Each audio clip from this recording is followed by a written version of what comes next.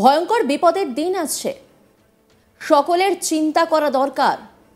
বাংলাদেশে যেভাবে জনসংখ্যা বাড়ছে তাতে করে সফট টার্গেট হিন্দুরা।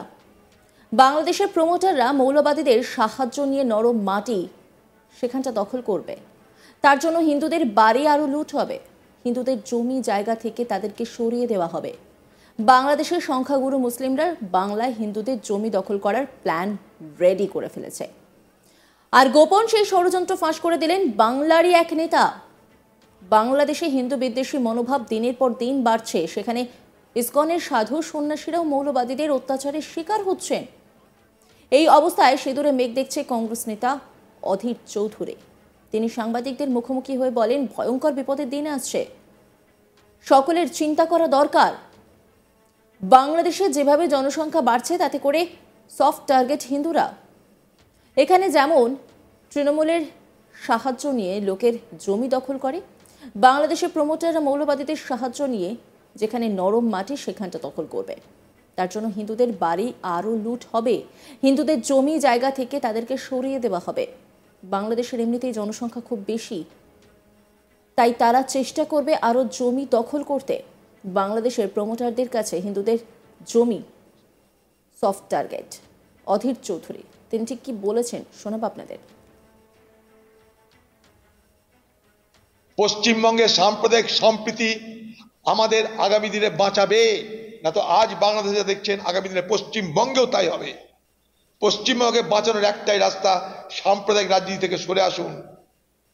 হিন্দু মুসলমান আমাদের মধ্যে ঐক্য তৈরি করুন, সম্প্রীতি তৈরি করুন, ভ্রাতৃত্ব বোধ তৈরি করুন। এটাই পশ্চিমবঙ্গকে বাঁচানোর কথা ভাবুন। এখন বর্ডার, এটা মাথায় রাখবেন।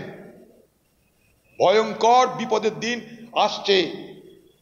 আমি অ্যালার্মিস্ট নই, কিন্তু আমি বলে রাখছি, সকলের চিন্তা করা দরকার। ভৌগোলিক সীমানা বাড়াতেই হবে। মৌলবাদী এটা আগামী দিনে এই লাইন হবেই হবে। বাংলাদেশ যেভাবে পপুলেশন বাড়ছে তাতে ওখানে কমজোর সফট টার্গেট হিন্দুরা তাদের জমি জায়গা কেড়ে নিচ্ছে। কেন? সেখানকার মুসলমান সম্প্রদায়ের মানুষকে সেখানে অ্যাকোমোডেট করবে, মৌলবাদী মানুষকে অ্যাকোমোডেট করবে। কিছু রাহাজানি, কিছু যেমন এখানে যেমন প্রমোটার আছে, বাংলাদেশে প্রমোটারের অভাব নেই।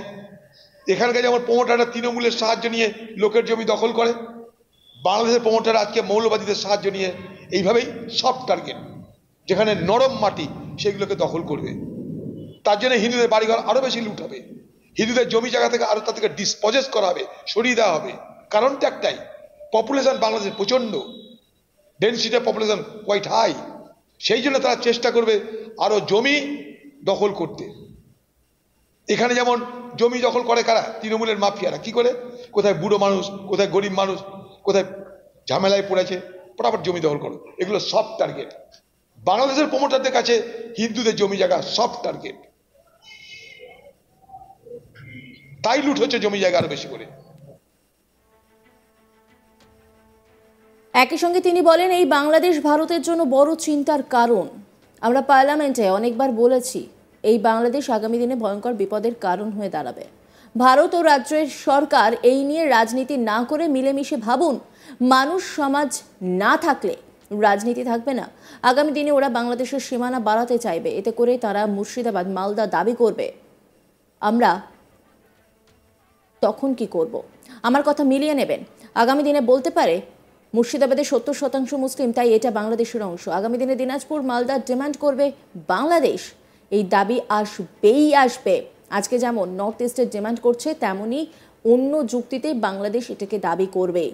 এই সমস্ত জেলাতে বাংলাদেশের মৌলবাদীদের প্রভাব বাড়বে। আমার কথা মিলিয়ে নেবেন। এই নিয়ে ঠুনকো রাজনীতি করলে পশ্চিমবঙ্গ শেষ হয়ে যাবে, দেশ শেষ হয়ে যাবে। কি বলেছেন অধীর রঞ্জন চৌধুরী শোনাব আপনাদের।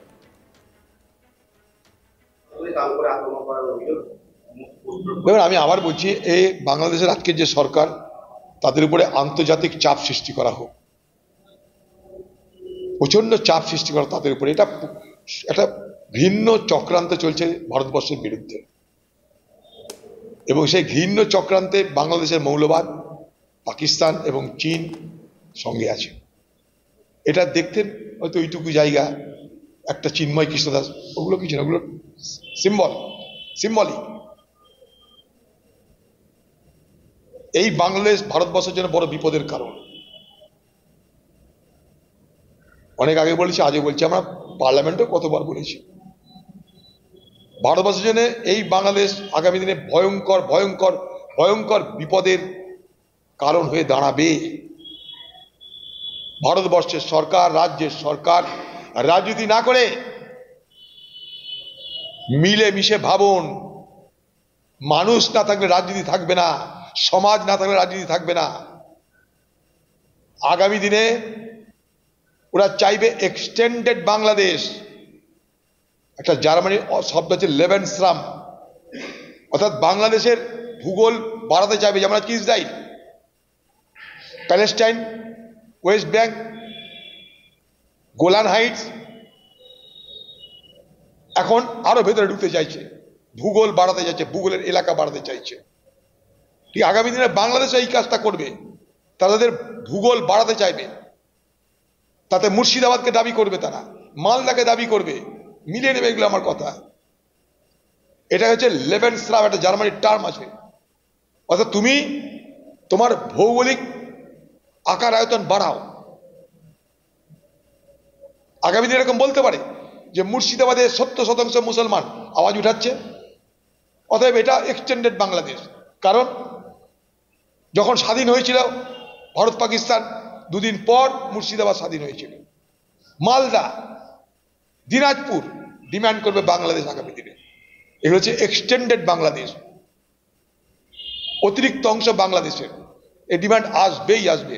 যেমন আজকে নর্থ ইস্টের ডিমান্ড করছে, ঠিক একইভাবে বাংলাদেশ এটা অন্য যুক্তিতে ডিমান্ড করবে। এবং আগামী দিনে এই সমস্ত জেলাতে বাংলাদেশের তরফ থেকে মৌলবাদীদের প্রভাব প্রতিপত্তি বাড়বে। মিলিয়ে নেবেন আমার কথা, অবশ্যই বাড়বে, বাড়তেই হবে। ভারত সরকার, পশ্চিমবঙ্গ সরকার অনেক হয়েছে, আর ঠুনকো রাজনীতি করেন না। ঠুনকো রাজনীতি করলে পশ্চিমবঙ্গ শেষ হয়ে যাবে, দেশ শেষ হয়ে যাবে। Be serious. আমি আবার বলছি, এগুলো ছোট ছোট লক্ষণ, এই ক্যান্সারের ছোট ছোট লক্ষণ। এই লক্ষণগুলোকে যদি অবজ্ঞা করি, গোটা দেহ ক্যান্সারাস হয়ে যাবে। আমরা এখানে হিন্দু মুসলমান মিলে মিশে যাতে বেঁচে থাকতে পারি, চলতে পারি, ও এক হয়ে থাকতে পারি, তার জন্য প্রয়াস শুরু করা হোক এখন থেকে, না তো ঘোর বিপদ। বাংলাদেশে হিন্দু বিদ্বেষী মনোভাব দিনের পর দিন বাড়ছে। সেখানে ইসকনের সাধু সন্ন্যাসীরাও মৌলবাদীদের অত্যাচারের শিকার হচ্ছেন। এই অবস্থায় সিঁদুরে মেঘ দেখছেন কংগ্রেস নেতা অধীর রঞ্জন চৌধুরী।